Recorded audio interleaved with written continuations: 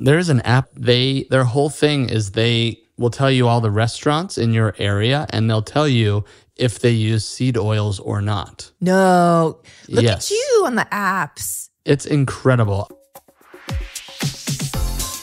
Hey guys, welcome back to the Digest This podcast. I'm your host, Bethany Cameron, and today's episode is a little different because I'm actually being interviewed by my podcast producer, Drake, who is asking me tons of questions submitted by you. Yes, I am answering your questions.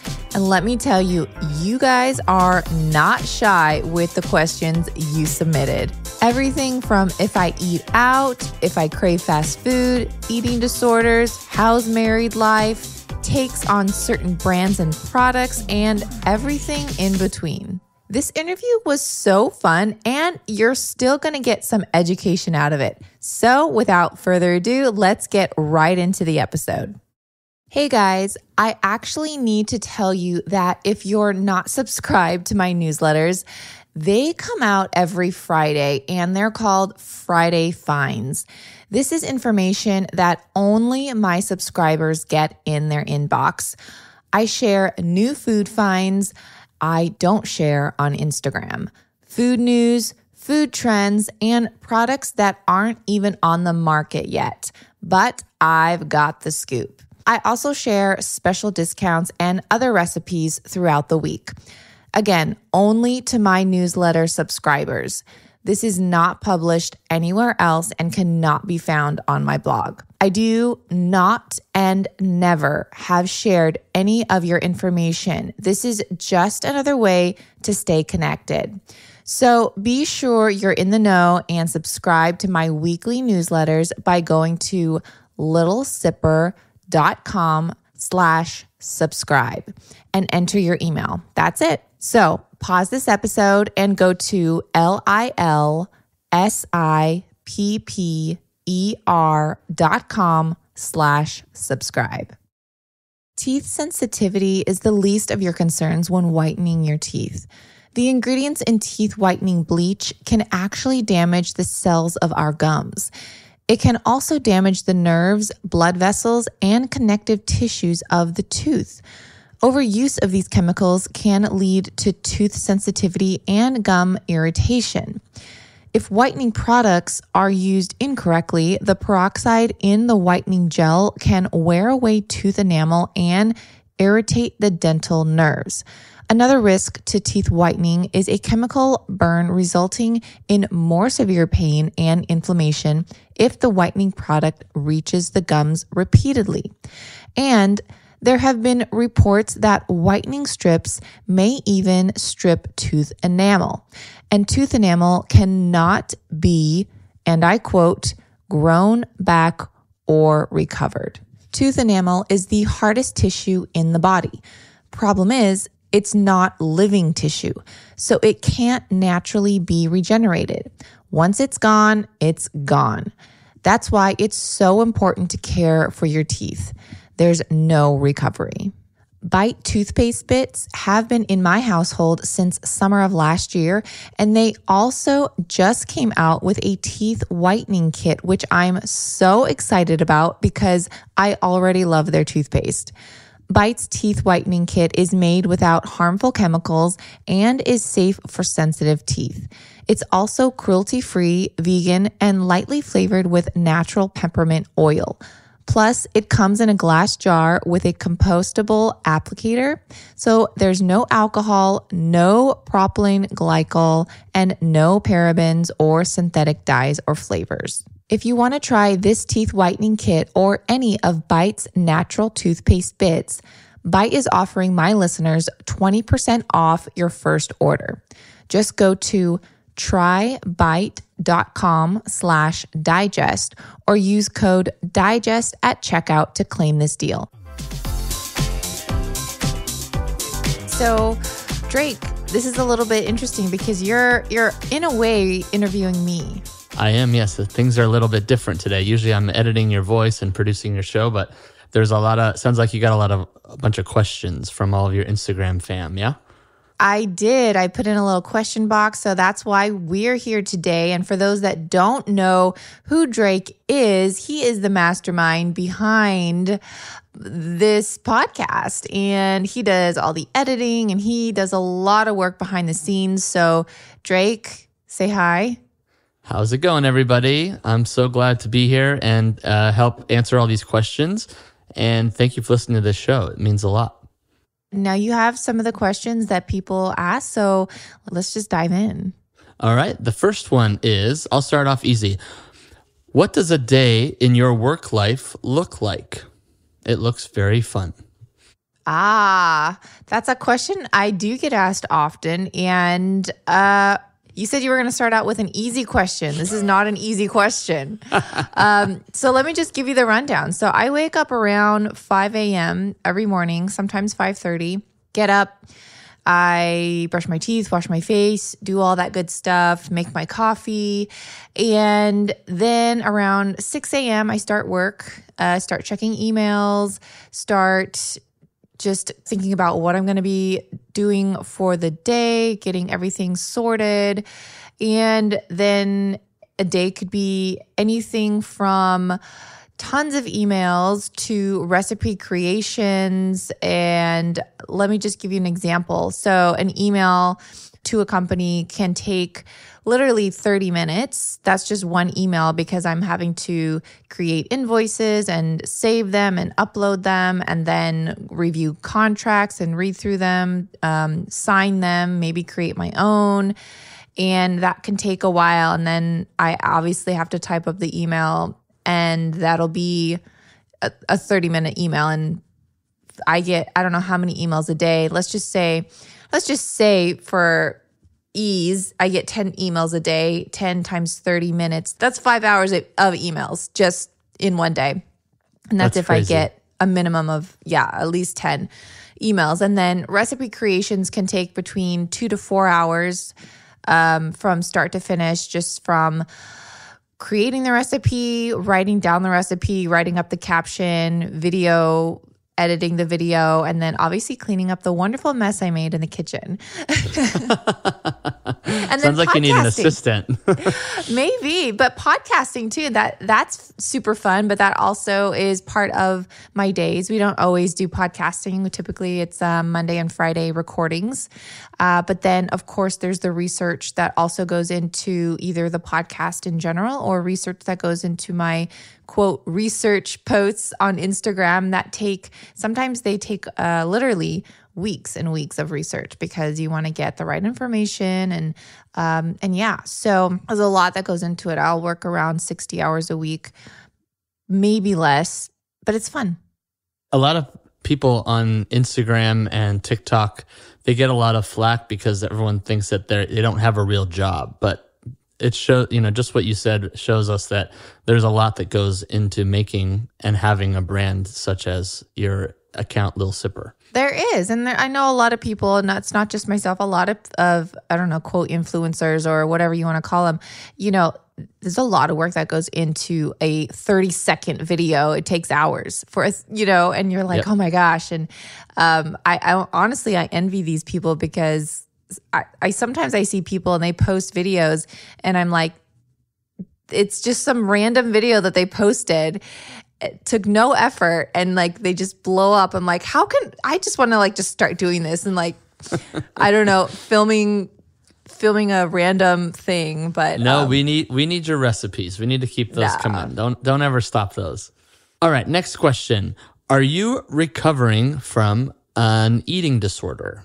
This is an interesting question. Again, no, I'm not recovering, but for a lot of people in the IBS community, I've had people reach out to me saying that they're really tired of this view of themselves. And I think that in today's society, first of all, just because you're thin doesn't mean you have an eating disorder.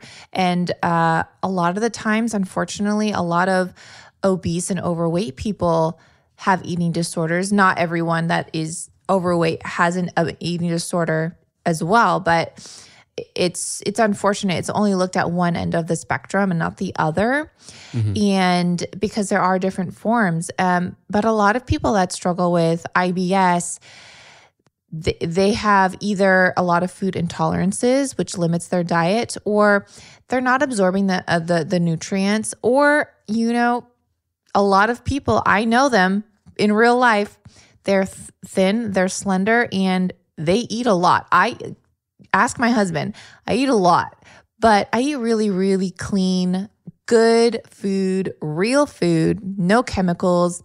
And I feel like fat is definitely something that a lot of maybe people on the thinner side, they eat a lot of, like, good healthy fats because it keeps them satiated and they're not like munching throughout the day, which is troublesome for a lot of people in today's day and age. So that's just something to always be cognizant of. And I'm not offended by the question at all, but yeah, I know a lot of thin people and we chow down, but it's good, real food. And I feel like that could really make the switch in today's day and age, is if you really switch to wholesome foods, good healthy fats, satiating foods, and also listening to your body. I'm guilty of it too. Sometimes you can overeat, and then that kind of puts you in like a spiral of, oh, I overate, then I'm not going to eat. And then the next day you're starving again because you tried to compensate for when you overate. So it's just like a yin yang thing. And so again, listening to your body and then honoring those cravings too, because let me tell you, I have a handful of chocolate in my coffee every single morning, period. I do not miss out on my chocolate. I know you're always creating recipes. So for someone to say that you're not eating it's asinine. And I'm sorry that people say that to you. I'm over it. You have to have thick skin when you do what I do. Absolutely. Okay. This one's a fun one. Last meal on earth. Oh my goodness. Okay. So I would have to say a wet burrito. Like, those big burritos that are like the size of your head, yep. With the sauce on top and the melty cheese on top of that. Yeah, I would have to say that. I'm part Mexican, so, it with a big thing of like sour cream and guacamole, wet burrito. What about you, Drake? Okay, well, before I answer mine, do you like red sauce or green sauce on top, or a mixture? Ooh. And what kind of meat is in that burrito? Okay, so red sauce, team red. Okay. And then honestly, I want to say like a bean and cheese, like not even meat. Oh, wow. Isn't that horrible? Yeah. Maybe like ground beef, but like I grew up with like, we grew up kind of poor. So we had beans. Not a lot of meat, but it was like beans and cheese. Let's see. I would say my favorite thing is I love tacos. I like crunchy tacos with ground beef or steak or chicken. I'm pretty basic too, but I could eat tacos every single day of the week. It's so simple. I feel like Mexican food, I feel like it's just, everyone craves it. No one can turn down a taco. Definitely not. Okay, what about, do you intermittent fast? I do. And this is an interesting, scenario or story, but I've mentioned it a few times on past podcast episodes, but I was intermittent fasting before intermittent fasting was a thing, and I didn't even know I was doing it. So I just wasn't hungry. I have my coffee every single morning, and I don't really count that, but my coffee's full of healthy fats because I put ghee in it. It's full of protein because I put the gelatin. And so that really ties me over, but I'm never like super hungry in the morning. I'll wait until like 11 a.m. to really like eat breakfast or / lunch. And that's just what works with my body. I even have like forced myself to eat breakfast in the morning. I'm like, I'm just going to eat breakfast. And then for whatever reason, I get a stomach ache. I feel sick. I'm like, I think I just need to wait to like let my digestion start working, let my body like get going. Not to say that sometimes I will like on occasion, I will wake up hungry, and I'll definitely honor that and I'll eat. But if I'm not hungry, I'm not going to like force feed myself and like upset my digestion. Yeah, it's just what you were saying before is you're just listening to your body. If you're hungry, you'll eat. If you're not hungry, there's no reason to do it. Totally. Okay, this one's fun because I was at your wedding. How's married life? Married life is so great. I mean, I've prayed for a wonderful, godly man to come in my life, and Rory has exceeded all expectations, and he's just been a blessing. And yeah, I mean, God's been so good, and I love it. That's amazing. Wouldn't change a thing. Okay, how often do you eat your protein powder? Is it safe for pregnancy or someone trying to get pregnant? Great question. So personally, I eat my protein powder literally every day. I mean, maybe I won't eat it like once or twice a week, but I will eat it every single day, whether it's for a snack or after dinner or for dinner with like other substances, you know. I'll incorporate it into my life and into my day every single day. Now, it is safe for pregnant women as well as those trying to get pregnant. It's safe for nursing women. It's even safe to give to your like little toddlers. I've had people tell me they gave it to their little toddler that was constipated and it really helped them. And it's also safe for the elderly. So it's definitely safe. There's really no ingredient in there that can harm anyone, unless you're allergic to peas, you know. Then you're out of luck. Yeah. I mean, yeah, it's such a clean protein. Like it's good for everyone. This next one is, they say, I always see to remove dairy to heal your gut, but I always see you eat dairy. What's the truth? This is what I got from my holistic doctor a long time ago when we were healing my gut, is that, so he told me eliminate all dairy except yogurt, because yogurt is fermented. And when it's fermented, the chemical body changes. So yogurt is not the same as milk or cheese or ice cream, anything like that. So, and kefir, I believe, falls into that category. Kefir or yogurt, anything that's like been fermented. Now it has probiotics. It has living cultures in it, and it doesn't upset the gut as opposed to milk or cheese. And so for people that say, oh my gosh, I went off dairy, I feel amazing. Well, yeah, because you also went off not just yogurt, but you went off cheese, you went off milk, you went off ice cream, you went off all the dairy products. Rarely do you hear anyone say, I went off dairy except yogurt. That's my take. And everyone that I advise to incorporate yogurt, cultured plain yogurt into their diet and still eliminate all the other dairy products, they say that they're like, wow, I feel fine. Like it's not upsetting me. So maybe try that, incorporate it, take like a tablespoon or two and see how that works for you. What's your favorite brand of yogurt that you like to consume? So there's a few that I alternate. I like Fage. Is it Fage or Faye? I'm not sure. Phage.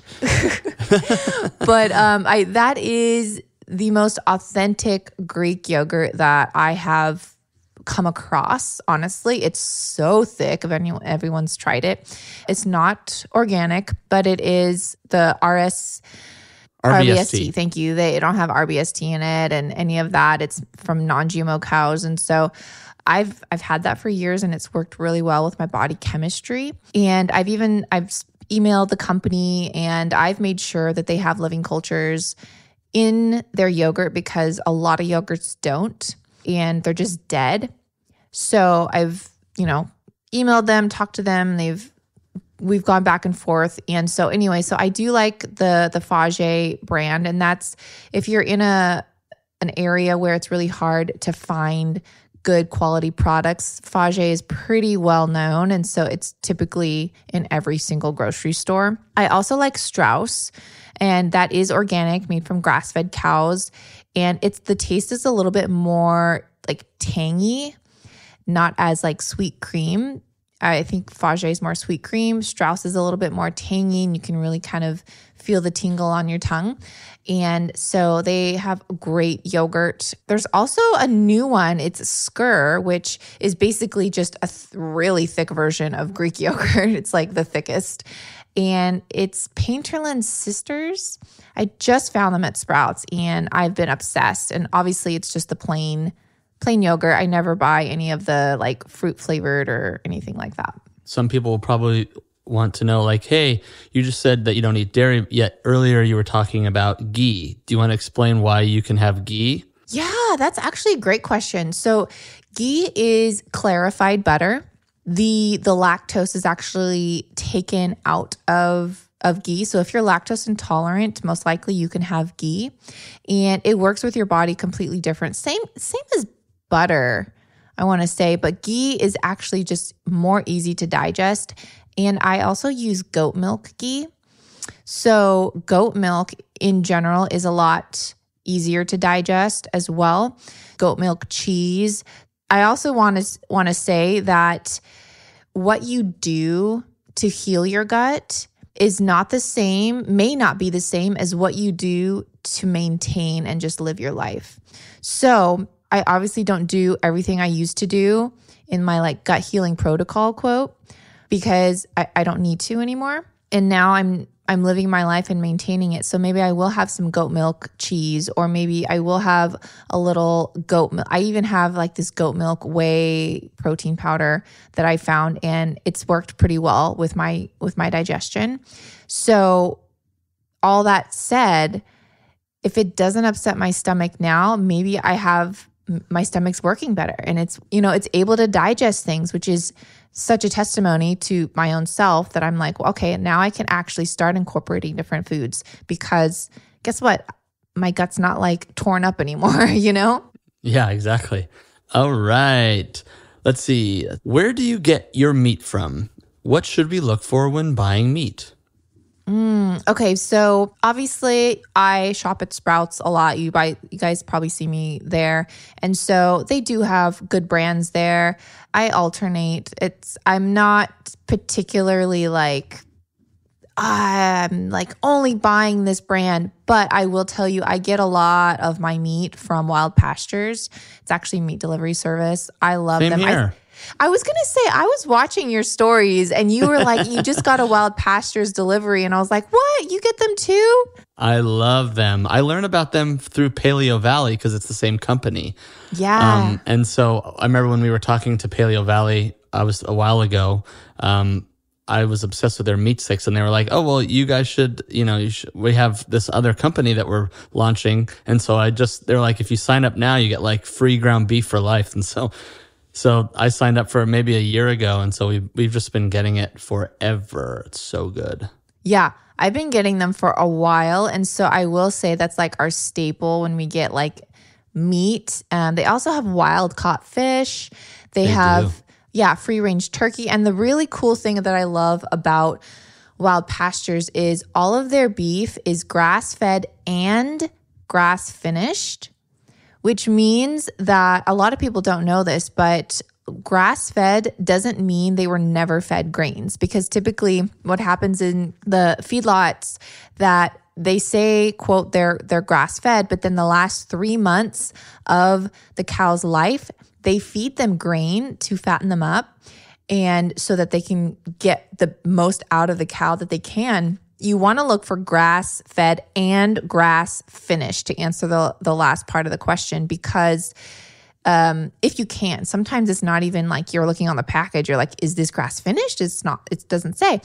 But yeah, grass-finished means they were fed grass the entire time of their life. No grains were ever entered their body. So yeah. That's Wild Pastures for sure. And then obviously if you're in a pinch and you're like, I need whatever, I run to the store and look for what I can. Yeah, if you have never heard of Wild Pastures, you should definitely check them out. We need to get you a code or something, Bethany. I have one. Oh, you have one? What's your code? Link. Basically, you can just go to wildpastures.com/digest and you'll get 20% off for life, free shipping for life, and $15 off your first order. So it's wildpastures.com/digest. They are not sponsoring the show, but that's my code. Okay, this question is, I have hemorrhoids. How do you treat the swelling pain and prevent them from coming back? Man, people just ask you all the things. Yeah, no filter, and I love it. You know what? We can talk about whatever. So yeah, so if you guys weren't following me, I had hemorrhoids back in like August, September area, and it was crucial. It was the first time I've ever had like hemorrhoids. So you can refer back to episode 9 of Digest This. And I actually had my hemorrhoid specialist come on the show, and he talks all about it, not only how to treat it, but also how to prevent them and what we're doing wrong. So it could be something that you are doing that's actually causing hemorrhoids. For one, I think a lot of us are guilty of this, that we sit on the toilet way too long and just scroll on our phones. He says that is a huge no, because it's basically like, if you're done going to the bathroom, your business is done, you don't need to continue to sit there, because that'll actually cause more issues. So definitely refer back to episode 9 of Digest This, and it's all about hemorrhoids. Okay, what's your opinion on milk?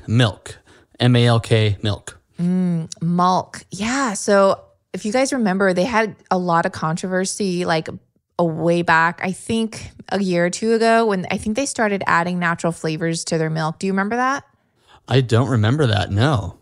Yeah, they started adding, I think, natural flavors and also gums, if I'm not mistaken, or it was like one or the other. Anyways. I think that was one of the other brands. I mean, I think they have like a vanilla flavor, so maybe that's what it is. Because we used to drink a lot of milk, but maybe there was a new scandal that happened. What happened was milk was super clean. They had like 3 ingredients, right? It was like organic almonds, water, and salt. And then they think they either added natural flavors or gums. Don't quote me on this, but it was one of them. And everyone got upset. Like, people on social media were calling them out, blah, blah, blah. And so then they actually went back and removed the ingredient that they put in. So now they're clean again. So it's still 3 ingredients: water, organic almonds, and salt. If you want my opinion, as well as all the other non-dairy milk brands out there, you can refer back to episode 10 of Digest This. And I have an entire episode just reviewing like all the milk brands on the market, non-dairy milk brands. Yeah, it's a great episode. I think it was one of your most popular episodes, actually. It was one of the most popular, yeah. Turns out, everything you think you knew about probiotics may be wrong. It can get pretty confusing with the market saturated with probiotic everything. Let me give you my personal take and share what I got introduced to back in October. Seeds DS-01 plant-based capsule is not only a probiotic, but a prebiotic. There are 24 strains of specifically formulated probiotics targeted for digestive health, gut immunity, as well as additional systemic benefits. There's actually a prebiotic capsule encapsulating the probiotic inside, which ensures that the probiotics actually make it to your colon with 100% survivability to do its job. Many think of pre and probiotics as only gut support. It does support the gut barrier, but Seeds DS-01 also supports other areas of the body for whole body benefits: skin health, heart health, and micronutrient synthesis. Healthy regularity and an ease of bloating are just a few other common perks you may experience. So if you want something to help balance out your bowels and start a new healthy habit for the new year and your life, visit seed.com/digest20 and use code digest20 to redeem 20% off your first month of Seeds DS-01 Daily Synbiotic. Okay, this is a fun one. Do you ever crave fast food? Honestly, no. I don't. And I know some people are like, oh, I drove by McDonald's and I just love the smell and I just needed it. And I'll drive by McDonald's and I'm like, I don't know if it smells like feet to me now or what. Are you the same way or no? I am pretty much the same way. I used to, when I was in college and like in my much younger years, I used to crave it all the time because it's literally addicting. I mean, you get addicted to it. But now as I get older and I also, do these podcasts, I realize, number one, how bad it is. Also, you feel not so well afterwards. And a lot of people say, oh, well, it's cheaper. But actually it's not really that much cheaper. I mean, to go there, it's like, you're going to be spending $10. Well, I can get for $10, I can get a nice wild pasture steak, and I'm going to feel way better. I'm not going to crash after. So no, I don't really crave fast food unless I've had a little bit too much tequila and, my guard's been let down. Right. No, that's totally the same. And I feel like sometimes even like my husband and I will think, we'll look at it like our budget, or we'll look at the money and we're like, yeah, like just exactly what you said. We'll go and you can get like a pound of good quality grass-fed beef, and you can make 4 to 5 burger patties from that.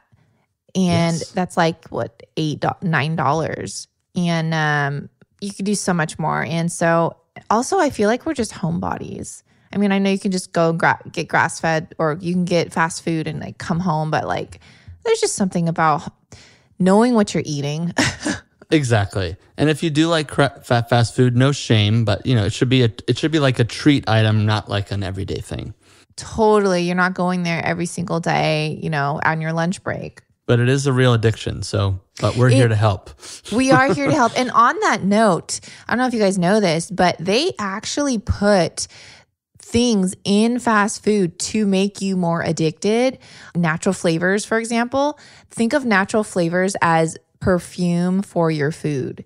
It's made to like attract people to it and make you crave it more, because it's a heightened flavor of what is actually, so it's a heightened flavor of like beef, or a heightened flavor of cheese or whatever, right? And then obviously they were putting tons of sugar, which sugar is addictive. And why should sugar even be in a savory meal? Also, and now you got me on my little train here. When people say, oh, the McDonald's soda is so much more better than what I can get at the store. And I was like, yeah, right. It's the same thing. It's actually different. Do you know this, Drake? Yeah, I did hear they put more syrup in it or something, right? Yeah. The company, I guess Coke sells, obviously they sell directly to McDonald's, and they put like 2 times the amount of corn syrup in McDonald's fountain sodas than they do in just like the soda you can get at the store. So it is true that people crave it more. And the straws are bigger too. So it's like, you're just consuming. They just have more. They just want you to have more. Oh, you know what? I never realized that. But have you been going to McDonald's? How do you know the straws are bigger? I just know. No, I haven't been to McDonald's in a long time. There is one very close to me, but no. Okay, what deodorant do you use? Ooh, all right. Don't hate me, but I don't wear deodorant. And neither does my husband. So this is a funny story. When we first started getting like comfortable with each other and we first started dating, I was like, hey, I just gotta like let you know, I actually don't wear deodorant. I was like, I hope that's not an issue for you. And then he was like, I don't either. And I mean, no Perfect. Shame to those. Yeah, it was meant to be, right? No shame to those that don't. But I think I've trained my body to really just, there's a phase when you're like going out of not wearing it where you will like sweat and detox and you will stink for a while. I definitely went through that. And then once you detox and you're not clogging up your pits with deodorant, it actually helps you detox and you don't sweat. I know it's kind of like contradictory, but think of it as like if you're clogging up your sweat glands, the natural thing you're going to want to do is you're going to want to sweat more because you almost like feel hot. Does that make sense? Mm-hmm. Yeah. No, it totally makes sense because you're essentially, you're putting something on your, it's your lymphatic system is right there under your armpits. So if you're clogging them up, your body can't drain appropriately. Totally. It's like it's almost like putting on a jacket and like you getting super hot. Mm-hmm. It's like you're putting on a jacket on your pits. Now, I didn't even wear deodorant on my wedding day.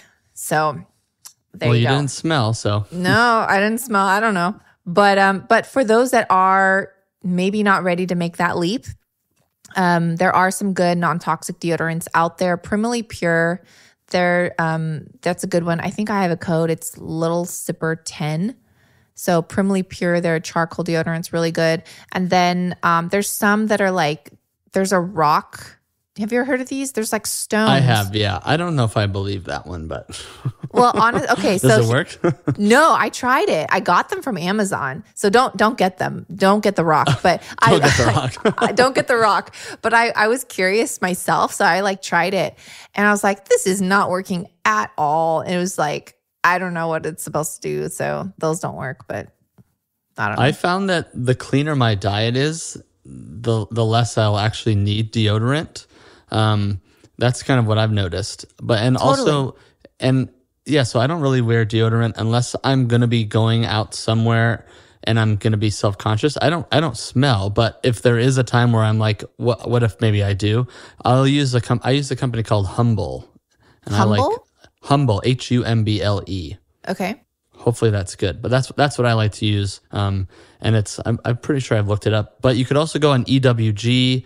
That's a great app that I like to refer to. Do you ever use EWG?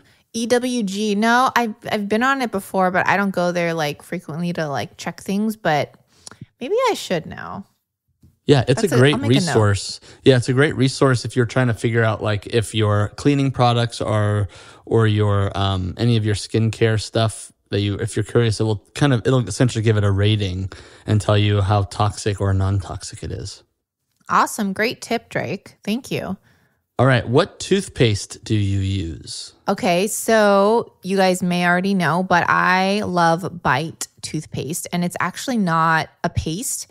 They're like little mints that you chew, and you get them a little wet, and then you just start brushing. And I love them. And I will say I can never do one. I typically need to like pop like 2 or 3. But I've always been one to overuse even like the paste. When I was using the paste, I would line my entire toothbrush with paste. And apparently you're not even supposed to do that. Apparently you're supposed to put like a pea-size drop of toothpaste. So I just got used to a lot of toothpaste. So now I use like 2 to 3 Bite toothpaste bits. And they're great. They're also great for traveling. They come in glass jars. My code is, I think I have a Lilsipper. It's Lilsipper. No, it's Digest. Is it Digest? Yeah. It's one of those two. Yeah, I think my code is Digest. If you guys want to try Bite toothpaste, they also have a great natural teeth whitening kit as well. You're going to be having Ask the Dentist on, and he is an incredible guest. And he's going to talk all about toothpaste, and Bite toothpaste has one of the ingredients that he highly recommends, which is called hydroxyapatite. Yeah, I'm so excited to have him as a guest. He's great. Okay, any non-toxic brand of teeth whitening kits you recommend? Yeah, Bite. They have a mouthwash teeth whitening. I even think Bite has deodorant, non-toxic deodorant, going back to that. I haven't tried their non-toxic deodorant, just, disclosure, but they do have it. But I love their teeth and oral care. All right. Thoughts on Orgain meal replacement powder? Oh, this is going to be a good one. Ooh, you know what? I'll have to look them up. Orgain meal replacement powder. You guys know I have like my own digestive support, right? Apparently they don't. Yeah, Orgain is a big popular one, especially for people that go to Costco. It's like they're clean. They call it their organic protein powder that you can buy at Costco. Oh yeah, okay. So I'm looking them up right now. I have seen them at Costco, and I actually remember I often do like little Costco shopping hauls on my Instagram stories, and so I think I even called them out. Whoops, I don't know. No shame here. I call out brands if it's just not good for you. But let me see. So it is organic. It's certified organic. Okay. So thoughts on that? I'm going to look at this. Okay. First ingredient that just pops out: Gore gum, natural flavors, xanthan gum, natural flavors for a second time, acacia gum. How many gums and natural flavors are they putting in this thing? They have sunflower lecithin, which is actually, I have a blog post about lecithins in general.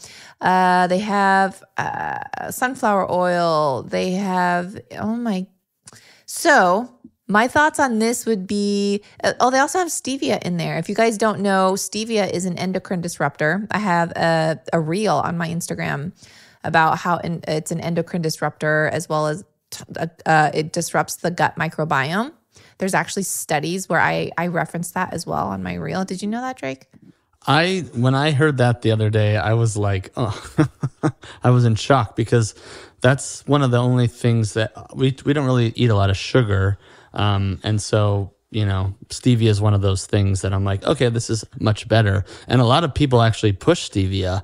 Like Dave Asprey is always pushing stevia, and a lot of influencers are. So that was really interesting, and I appreciated that perspective and that insight. I think there's also a bite of knowledge on Digest This about stevia. So there sure you guys, is. you guys should go back and listen to that episode. So, so my thoughts on Orgain is, hey, they're oh my gosh, they have erythritol in there too. That's also just huge gut disruptor. Okay, sorry.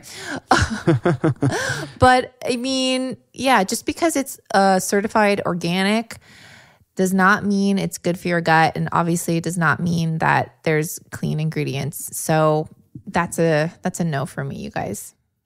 Yeah, that's what's cool about your protein powder, is like your vanilla one is like you use real vanilla bean. You can actually see the little specks in there. Yeah, that's exactly. We don't use any natural flavors. We just use organic vanilla bean. And then, people have asked me too, they're like, how come it's not certified organic? So everything, like the vanilla beans, everything in the cacao, it's all organic, but the pea protein base is not organic. And this is why, because one, it's very expensive to actually get the organic certification. A lot of people don't know that. A lot of smaller brands are using legit organic ingredients. They just can't afford to pay the USDA organic certification. They just can't afford to pay that stamp, and you have to pay it annual. It's not like a one-time thing. Crazy. Yeah, it's crazy. And so they're making money off of all these certifications.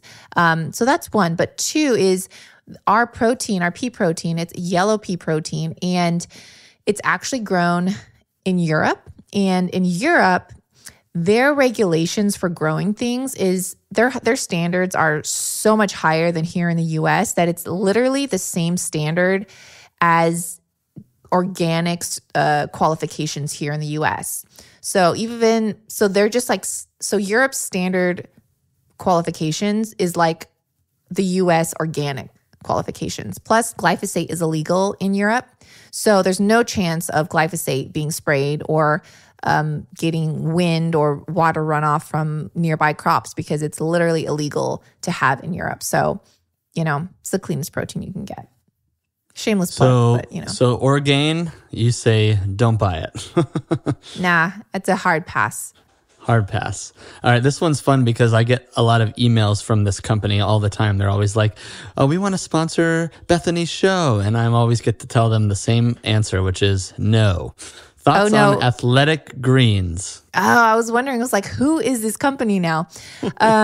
So Athletic Greens, I think I even have a story highlight on it. They did approach me as well a while ago, and they have stevia. We already went on that train just recently, and they also have natural flavors.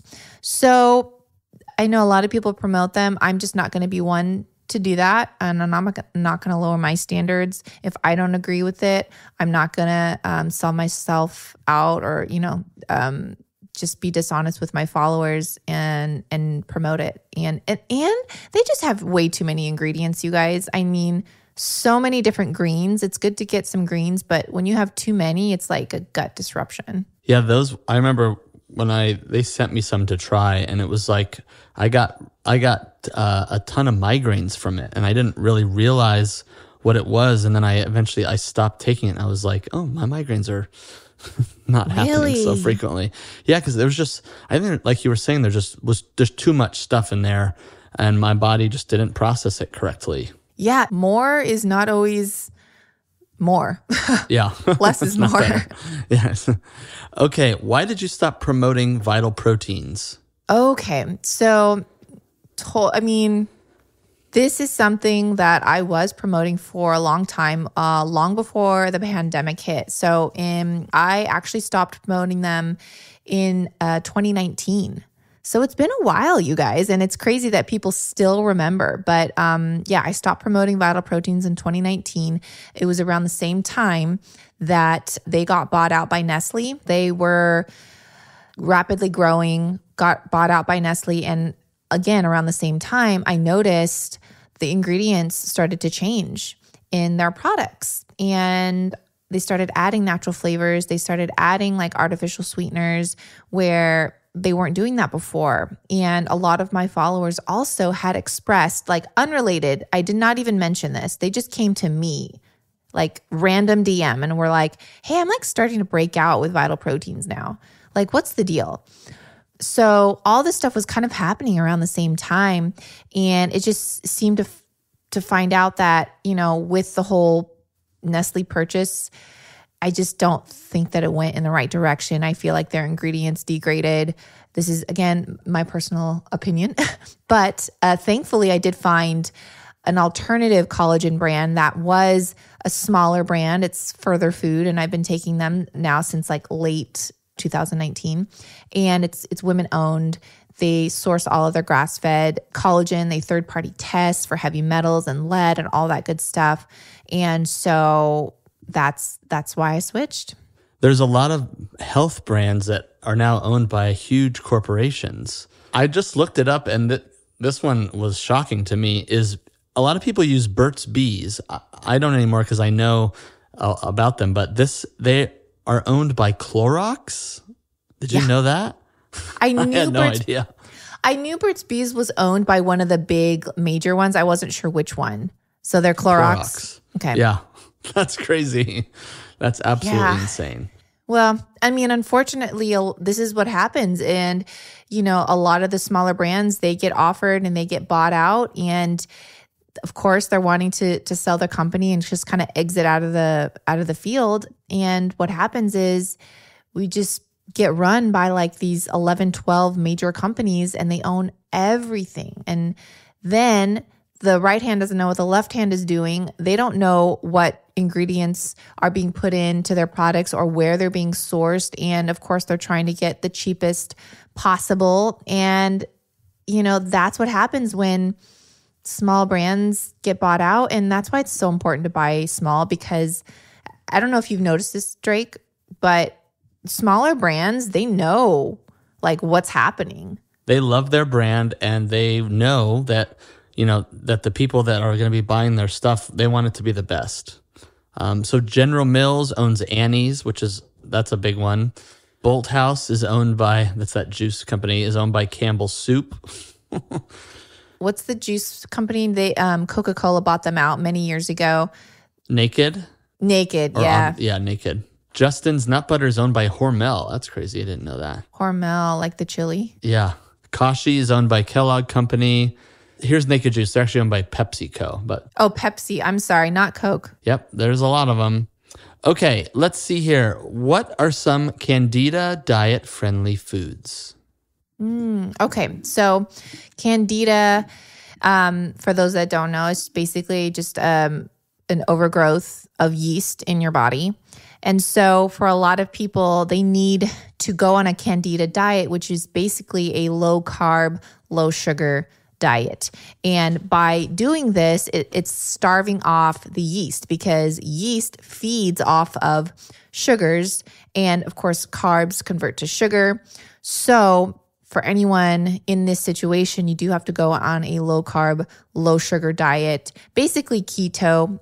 Don't think it's the end of your life. It's just for a time, but you do have to do that to starve off the yeast. So friendly foods would be spinach, zucchini, any kind of like vegetable, basically. If you have IBS, obviously vegetables are really hard to digest. So make sure you steam them. You can even puree them. Cauliflower is another great option. You can even have chocolate on a Candida diet if it's 100%. There's no sugar. Santa Barbara chocolate sells 100% one ingredient chocolate. And I don't even feel like I'm missing out when I'm eating that. Meats good quality proteins, eggs, beef, chicken. Obviously, this is like stuff like pure meat, not like sausages that have sugar and like, all that kind of stuff. Definitely stay away from breads and grains, starches. You can definitely substitute with great recipes that's like low carb or zero carb bread, the egg white bread. Did you make that yet, Drake? No, I still need to get the egg white powder. I wasn't able to find it anywhere. Well, that's a great recipe though. How do people test for Candida? There's online like labs if you want to just pay yourself, like walkinlab.com. I know that's one. And you can just pay to test. And you can, of course, go to your practitioner if you have insurance. And they will typically, if you have all the signs and symptoms, they will go and test for it. But clear signs, obviously, if you have, depends where the candida is sometimes too. It could be like oral candida. It could be vaginal candida. It can be like an actual like stomach candida, which is probably the hardest to test because if it's in your gut, you can't really see it as opposed to like vaginal or oral. So you're like, well, I don't know. Is it in my gut? But you'll have a lot of bloating, a lot of gas, and the gas will be really smelly. Your bowels will be just really smelly. And then obviously your bowels, the texture of them, not to be like TMI, but it's not going to be normal. So definitely go and get that checked ASAP. And then, you'll have mood swings, like hormonal issues, because everything is stemmed in the gut. And so if things are off in there, you'll start to break out too. Your skin will suffer. That's another sign. Yeah, you'll have to do one of those fecal tests. Yeah. Ugh. You haven't lived until you've done one of those. Yeah, come on, you guys. If you're listening to this podcast, we're not holding back on anything here.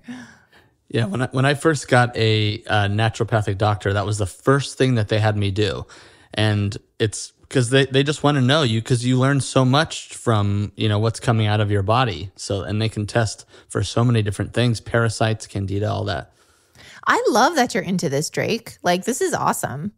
It is, yeah. No, I mean, when producing all these podcasts, it's like we get all these people, all these experts that come on. And so, you become very curious. So you always got to test things out. All right. Do you take any fish oil? I do. And I'm so excited because I haven't even shared about this on my Instagram yet. But okay, so Paleo Valley, have you tried their new fish oil? Not the new fish oil. I have had their fish oil. I think that they sent me some maybe a year or two ago. All right. So they just came out. It's actually fish roe. And fish roe is basically like fish eggs. And it's freeze dried. So it's not liquid. And the really cool thing about the Paleo Valley fish roe is that, okay, so it's freeze dried. So it's not going to go rancid, which so many, if you look and they do like third-party testing, and there's been like sites that do this with different brands, and they're all rancid because the oil, it just goes bad. Yeah. And so you have to get good quality. And so they're freeze drying the fish eggs, so it's fish roe, and it's not rancid, and it's the most omega-3s from a fish. It's like they're extracting, that's where the most omega-3s are from, is like the fish eggs. So you're getting the benefits of all the omega-3s you can, plus it's good quality, freeze-dried, and I love it. So I do take that. All right. Here's one. They said, I struggle with getting my family on board with eating healthy. If I make a healthy family meal, they won't eat it. They will only eat unhealthy recipes I make, and I end up eating something entirely different from myself. Do you have any tips? Yeah. So that's hard. Find a new family. No, I'm just kidding. Find a new family or just make them eat what you're going to eat. I mean, that's hard because you don't want to feel like a horrible person and just like forcing it down their throat. But I feel like, education is key. And instead of just like, hey, this is what we're having, deal with it, or opting and just making them something separate than you're making them, I feel like really maybe having a sit down conversation with your family and educating them and say, hey, look, this is why I'm making changes, and tell them like I'm having health issues or I feel so much better because I've altered my diet, and just talk to them, have a heart to heart and be like, this is important to me and I want you to live a long and healthy life. And just by doing that, then they'll try and make the change. And maybe don't go like all in, maybe make like a really healthy like staple, and then like have a little side that they're still like used to, like do a little compromise and try it that way. And then slowly just kind of like integrate it instead of like going all in or nothing. Also, a lot of people think like, oh, a healthy meal is like a broiled or a boiled piece of chicken and some broccoli with no salt or butter. But no, like have a nice grass-fed steak or even just a regular steak if you can't afford it, and throw some butter on there and like a sweet potato. Like you're good to go. Like that's nice and healthy, and it's absolutely delicious. Good point, Drake. Yeah, very good. And healthy does not mean boring. And we have the internet, so there's so many resources where you can find good stuff, especially on your Instagram too. Like all that stuff that you make is very healthy and it's delicious. Yeah, oh, for sure. And there's so many different options now where, you can't even tell, if you even have like someone in your family, it's like a gluten sensitive person, like there's gluten-free pasta out there. Like there's so many different options now.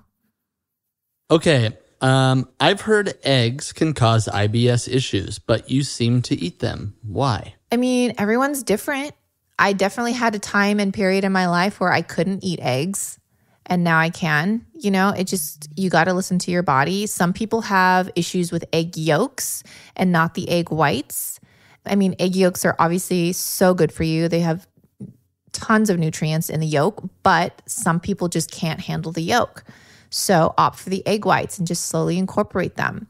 So each person is different. There's some people, I had this guy on my podcast and he was a health expert, but he was deathly allergic to eggs. So it just didn't work for him. So I would say it's all individual.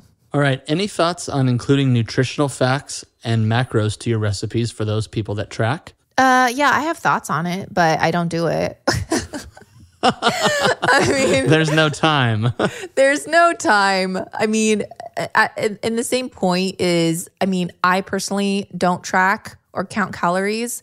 So I just feel like if you're eating real food, you don't really need to. And if you are tracking your macros, I give all the measurements so you can track them and do the calculating yourself. No shade, but if you're tracking, then you have the measurements. Go ahead and really track it, But yeah, there's just no time. Yeah. Okay. Are sweet potatoes okay to eat? That's it? That's the question. That's the question. Are sweet potatoes okay to eat? I'll answer that for me. I love sweet potatoes. Oh yeah, for sure. I don't see why they're not okay to eat. And they're even, a lot of people eat them over a regular potato. So, unless you have an allergy or, maybe you're fighting candida or whatever, you have some medical condition, they're totally okay to eat. I will add that a lot of people will be like, okay, well, I'm going to have a sweet potato French fry. That's okay, right? Like at the restaurant? Well, no, that's definitely not good because it's most likely fried in like a seed oil or something bad like that. So in that sense, I would stay away. Good point. Yeah. Air fryer, bake it, cook it, mash it. Yeah. Lots of butter. Okay. I love butter. Do you ever eat out? If so, where and what do you order? Can you give us any tips on eating out with IBS? Okay, so a lot of questions, but yeah, we do eat out sometimes for sure. And it just kind of depends. It's not like a typical chain restaurant. There's some like little shops that are independently owned and stuff like that over here. So much fresh food at the beach. It's like you could just get fish and grill it, like grilled fish and grilled veggies, and like that's pretty safe.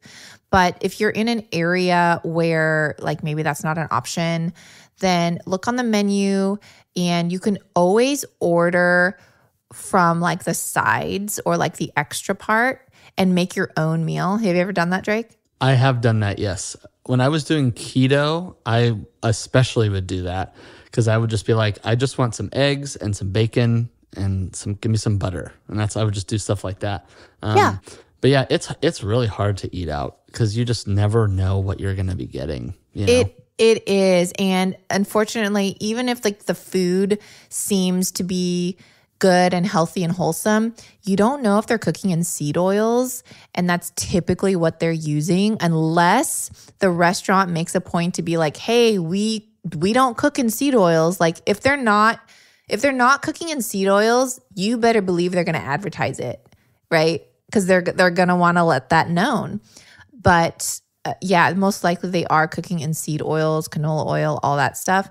So the food could be really, really good, but then the oil they cook it in just destroys it. And so I would say, again, opt for grilled, because then you know it's like on the grill, it's not being cooked in an oil. And then just be that really annoying customer and be like, I want everything grilled, or I like, just do it. You're paying for it. So was that the question? Or was there anything else? No, that was the question. I will say there is an app. I'm trying to find it. They emailed me recently, and they basically, I forget, I'll try to find the name of it and put it in the show notes. But their whole thing is they will tell you all the restaurants in your area, and they'll tell you if they use seed oils or not. No, look at you on the apps. It's incredible. I'll find it and put it in the show notes because it's really good. I live in LA, so I'm not sure if it's going to be accessible to everybody. I don't know how, the app, if it works in other states, but if you can find that, then you don't have, it's much better than having to like ask everywhere, Yeah. And the other part of this question was, do you have any tips on eating out with IBS? And I guess that would just be, you're just ordering sides. Yeah, order sides. And if you're in a really dire state, I used to do this when I was like healing from my gut and I literally could not eat out, right? And I would bring a smoothie, and if it was like a family dinner or whatever, and I would just bring my meal to the dinner so that I wasn't missing out on the fellowship. And it could be a little weird, but if you're with people, friends and family that love you, they're not going to look down on you for bringing your own food, and they're going to understand. Yep, 100%. Okay, two more questions. Digestive issues make me so afraid to eat anything. Do you have any tips? Yeah, definitely can relate to that for sure. And many, many can relate to that. And I would say just have your safe foods. I know everyone has their quote safe foods, and branch off of that. Add one little thing. And if that works well for your body, add more of that same one little thing and see how that works. Not just a different thing, like do that for like a week. And if you can tolerate more of that, then the next week introduce a new food and see how that goes. And I know it's like a catch-22, but stress really aggravates digestion. And when you're stressed over what you're eating, it's like a vicious circle. So it's easier said than done, but try not to stress. And, just know you're not going to die. And, tomorrow's a new day, and you're going to make it. Yeah. And also, if you feel like you're really like afraid, it's also okay to go and find a nutritionist that you can trust and help you along through your journey. Cause it's hard to do stuff alone like this. It can seem very daunting. All about that. And in a community, IBS community. Okay. Last question. Can you share the business side of things? Taxes, medical insurance, etc. Wow. They're getting real nosy here. Yeah, man. No, I'm not going to obviously like share the numbers, but the business side of things, being in this industry. So taxes are a headache because for anyone that owns their own business. So I pay double taxes because I pay just like my regular citizen taxes. And then because I'm a business, I also have to pay the business side of taxes. So I'm paying 2 double taxes. And that's for anyone that has like a business, and that's just how it works. So I pay a lot of taxes, and also I pay my own medical insurance. So I'm my own employer. So typically if you're employed, it's through your employer and it just gets taken out of your check monthly. You never even see that money. But for me, I pay my own medical insurance every month and it's very costly. And yeah, that's the fun part of the business. And so I think a lot of people, just kind of back to the first question that you asked, like kind of the daily life, a lot of people don't see and realize everything that goes on behind the scenes and really like what it takes to put everything together like on screen. And so, yeah, for that, you know, I save a lot of receipts, but, all that goes into it. There's a lot of bills. I mean, I have to pay, there's so many different things that go into it. I have to pay to even have an email list for my blog, to have a newsletter, to send out a newsletter. Like I have to pay the company, I don't even know, what do you want to call them, but the monthly subscription. The monthly subscription, or what is it called? Not an app, but like the service, I guess. Mm-hmm. That you use like MailChimp or something? MailChimp, yeah. Like you have to pay monthly and that's costly. And it's like all these different things that go into the business. You have to pay to even have your domain. You have to pay to have the blog. You have to pay like just to keep the business running, to keep the quote lights on a screen. There's a lot of interesting things that, you know, that go into the business side of it. And so not complaining at all. I love what I do. I wouldn't change it. But, you know, there's a lot more than just drizzling chocolate on a muffin. And so now go ahead and tell everyone your Venmo so they can send you some money. No, right? Just kidding. No, you guys have been great support. And I mean, I couldn't have asked for more just supportive followers, except for like the one or two trolls that I see. Lots of trolls out there. So many, but you know what? Everyone's got to say something, and it's freedom of speech. So, well, that's all the questions. Well, thanks, guys. I hope you enjoyed it. Thanks for listening to this episode of Digest This. If you enjoyed this episode, please leave a review in your podcast app to let us know. If you're ever wondering how you can support me and this podcast, sharing it with your friends and family is the best way. This is a Resonant Media production produced by Drake Peterson and edited by Chris McCone. To email the show, message us at digestThisPod@gmail.com. See you next time. The content of this show is for educational and informational purposes only. It is not a substitute for individual medical and mental health advice and does not constitute a provider-patient relationship. As always, talk to your doctor or health team first. Looking to build a more robust foundation in your health and well-being? From the producer of Digest This comes one of the most popular alternative health shows on Apple Podcasts, The Dr. Tina Show. Dr. Tina Moore is a naturopathic physician and chiropractor, traditionally and alternatively trained in science and medicine. The show features exclusive interviews with experts such as Sean Stevenson, Mike Mutzel, Mark Groves, and even solo episodes covering metabolic health, pharmaceuticals, chronic diseases, long hauler syndrome, and pain management. Dr. Tina delivers the information in a no-nonsense, real-world style, and she has the science to back it up. The Dr. Tina Show is edgy, entertaining, and informative. Every episode will leave you with a new pearl of health wisdom to expand your knowledge base. When you're empowered, you can do better for yourself, your family, and your community. Resilience is the name of the game, and Dr. Tina is here to guide you on your way. Listen to The Dr. Tina Show today on your favorite podcast app. New episodes every Wednesday. Produced by Drake Peterson and Resonant Media.